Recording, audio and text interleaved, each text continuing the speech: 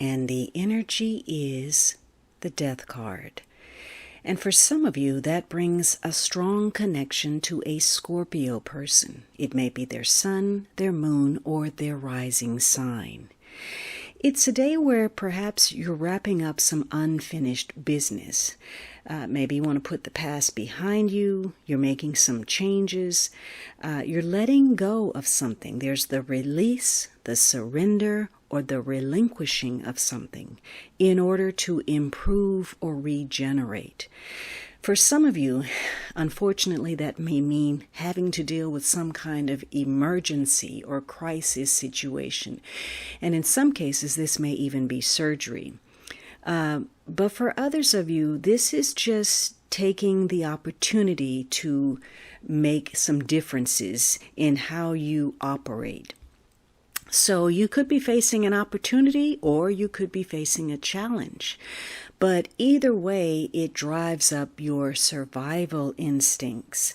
And so this is a day where you're making some changes due to situations that may have felt dead or stagnant or confining in some way.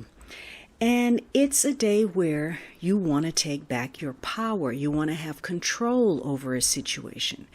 And likely connected to your security in some way. So this is a day where you may be very motivated to transform something about your life.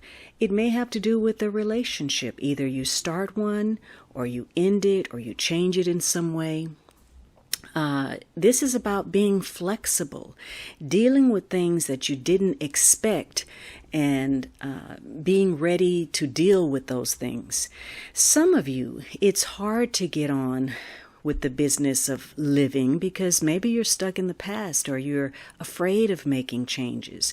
And part of that is because you can't let go. You can't let go of negative experiences or memories or fears or failures from the past that continue to block your progress even when opportunity shows up.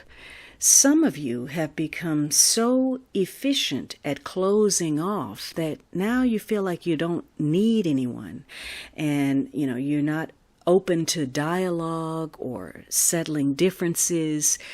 And as a result, you're just stuck in limbo or in denial and resistant to doing what needs to be done to make some kind of improvement. Because today is a day that focuses on personal regeneration.